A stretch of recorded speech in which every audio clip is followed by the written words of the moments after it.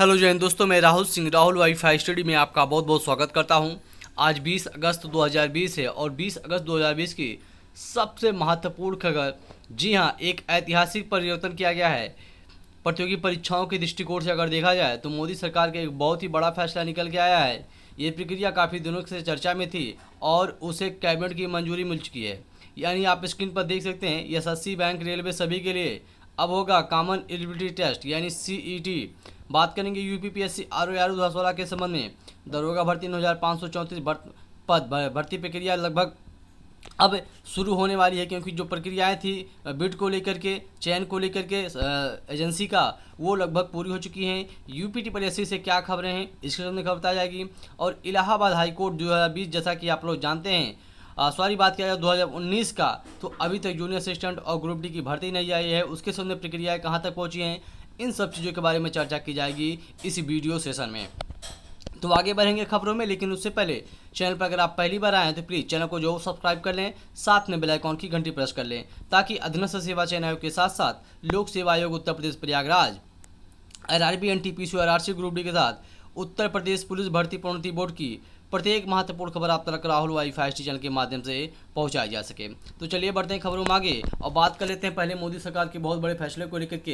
SSC, bank, railway सभी के लिए अब सीईटी परीक्षा को लेकर के क्या प्रक्रियाएं हैं, कैबिनेट की मंजूरी मिली है और सरकार के राष्ट्रीय प्रवक्ता कहा जा सकता है और केंद्रीय जो है पर्यावरण मंत्री प्रकाश जावड़ेकर ने इसके सामने पूरा बयान दिया है, वो हम लोग यहाँ से देख लेते हैं।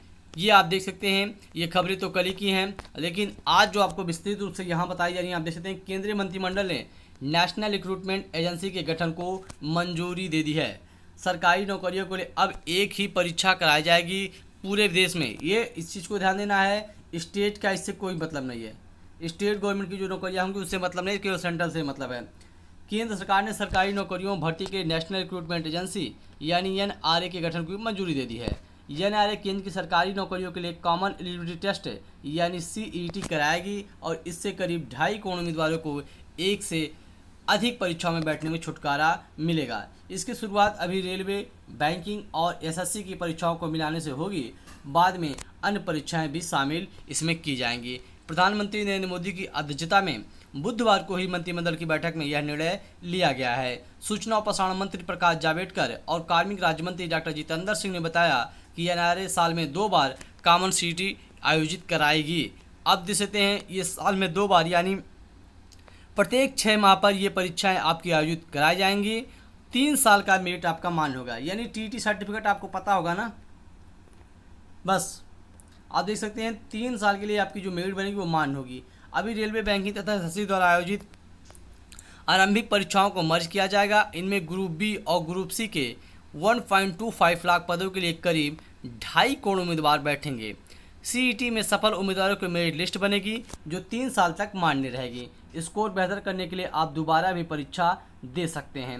अभी 20 एजेंसियां देख सकते हैं, प्रारंभिक परीक्षा में सफल परीक्षार्थी दूसरे चरण की परीक्षा में शामिल होंगे। और जावड़ेकर ने कहा अभी केंद्र की 20 एजेंसियां परीक्षा कराती हैं, जो चरणबद्ध तरीके से इसमें मर्ज कर दिया जाएगा।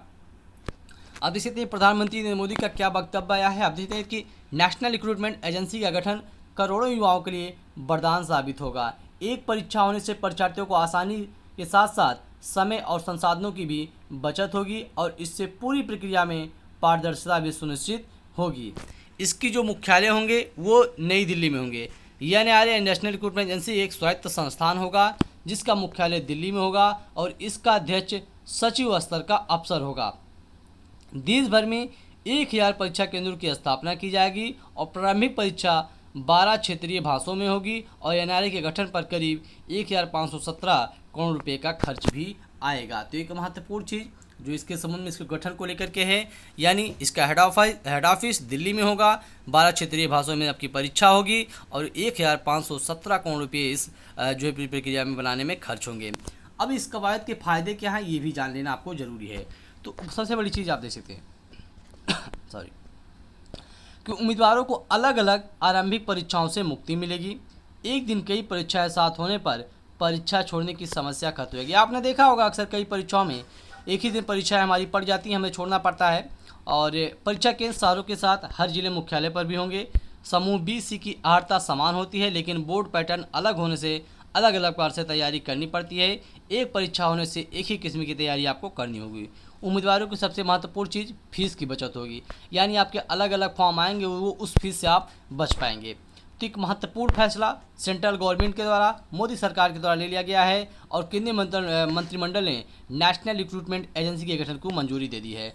अब आगामी आने वाले दिनों में, अभी तो मैं नहीं कह सकता, लेकिन 2021 में ये संस्था पूरी तरीके से कार्य करने लगेगी और आपकी 2021 की भर्तियाँ, चाहे वो बैंकिंग की हों, एसएससी की हों या फिर रेलवे की हों, यहाँ ये भी चीज़ है कि एनटीपीसी पे अप्लाई होगा। तो मैं आपको बताना चाहता हूँ, ये जो एनटीपीसी ग्रुप डी की भर्तियाँ आ चुकी हैं, यानी जो भी भर्ती आ चुकी हैं, उन पर अभी इसके संबंध में कोई भी एप्लीकेशन अप्लाई नहीं होगा, लागू नहीं होगा। इस चीज़ को लेकर आपको आश्वस्त रहिए, है ना। चलिए अब बात करते हैं RO 2016 के भर्तियों के। 2016 परीक्षा, जैसा कि आप लोग जानते हैं, आपका जो है एक बार फिर से कराया जा रहा है। गड़बड़ी को लेकर के परीक्षा निरस्त कर दी गई थी और 13 सितंबर को लिखित परीक्षा 17 जिलों में आयोजित की जाएगी। आप देख सकते हैं, लोक सेवा आयोग ने RO यानी समीक्षा अधिकारी, सहायक समीक्षा अधिकारी प्रारंभिक परीक्षा 2016 की तैयारी शुरू कर दी है। परीक्षा 13 सितंबर को होगी और प्रदेश के 17 जिलों, उसमें से मुख्य रूप से देख सकते हैं आप 17 जिले कौन कौन से हैं। आगरा, अयोध्या, आजमगढ़, बाराबंकी, बरेली, गाजियाबाद, गोरखपुर, जौनपुर, झांसी, कानपुर नगर, लखनऊ, मथुरा, मेरठ, मुरादाबाद, प्रयागराज, रायबरेली व वाराणसी केंद्र बने हैं। आयोग ने अभ्यर्थियों से उनकी प्राथमिकता वाले 3 जिलों के नाम पूछे हैं और अभ्यर्थियों को आयोग की वेबसाइट पर ऑनलाइन विकल्प भरना होगा। उन्हें 25 अगस्त तक यह समय दिया गया है। इसके बाद किसी विकल्प पर विचार नहीं करेगा आयोग। तो 361 पदों की भर्ती निकाली गई थी। प्रारंभिक परीक्षा 27 नवंबर 2016 को 2 पालियों में प्रदेश के 31 जिलों के 827 केंद्रों पर कराई गई थी और परीक्षा के लिए 3,85,191 अभ्यर्थियों ने पंजीकरण कराया था। इसमें प्रथम पाली में 2,04,907, वहीं द्वितीय पाली में 2,03,261 अभ्यर्थी परीक्षा में शामिल हुए थे। सॉरी, यहाँ से थोड़ी मिस प्रिंटिंग मुझे लग रही है, क्योंकि ओवरऑल जब रजिस्ट्रेशन आपका इतना हुआ था तो ये मिस प्रिंटिंग मुझे कुछ ऐसा लग रहा है, लेकिन फिर भी जो भी हो, पुरानी चीज़ें हैं, कोई मतलब नहीं हम लोग को। परीक्षा के दौरान लखनऊ के केंद्र पेपर से व्हाट्सएप पर वायरल हो गया था। इसको लेकर के IPS अधिकारी अवतार ठाकुर ने लखनऊ के हजरतगंज थाने में 2 थानों प्रश्न पत्रों का आउट होने की रिपोर्ट दर्ज कराई थी और CBCID जांच होने के बाद ये मामला सही निकला और परीक्षा रद्द करके एक बार पुनः परीक्षा जो है आपकी निर्धारित की गई थी, लेकिन वो कोरोना वायरस COVID-19 के कारण वो पोस्टपोन की गई।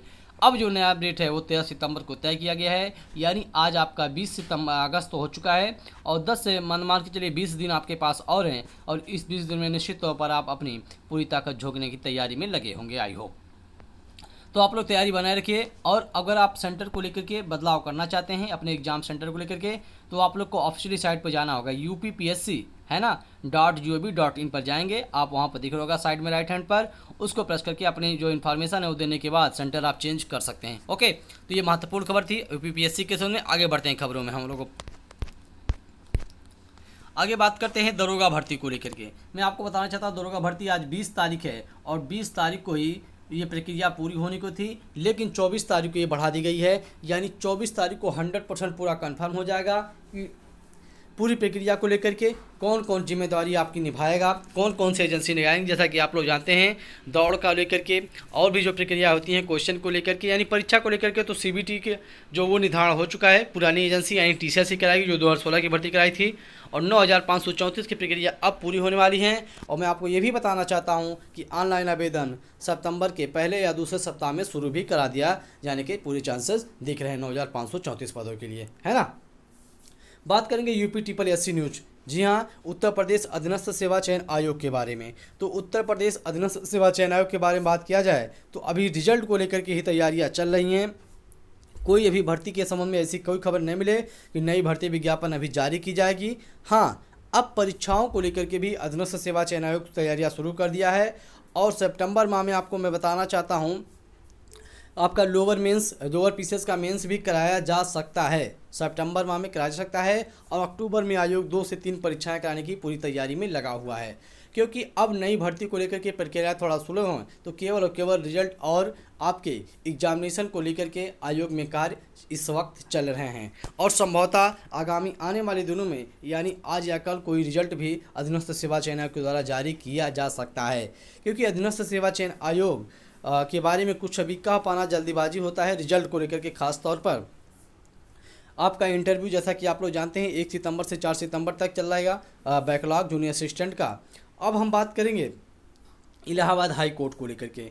Allahabad high court junior assistant और ग्रुप डी की भर्ती 2019 को लेकर के। तो जैसा कि आप लोग जानते हैं बीच में कोविड-19 के नाते आपकी ये चीज़ें नहीं हो पाई हैं, और एआरओ जो आपकी परीक्षा हुई थी इसका स्किल टेस्ट होना था, कंप्यूटर असिस्टेंट का आपका स्किल टेस्ट होना था, लेकिन वो भी पोस्टपोन कर दिया गया। जो संभवतः जून या जुलाई में इसकी डेट थी वो पोस्टपोन कर दिया गया, और नई डेट का भी इसके संबंधी कोई इन्फॉर्मेशन जो है आप लोगों तक नहीं होगी। तो मैं आपको बताना चाहता हूँ जो भी छात्र हमारे एआरओ के यानी सहायक समीक्षाधिकारी इलाहाबाद हाई कोर्ट के संबंध में, तो वो लोग तैयारी बनाए रहे हैं, और संभवतः ये भी आपके सितंबर के प्रथम सप्ताह तक कराने की या दूसरे सप्ताह तक कराने की पूरी तैयारी है।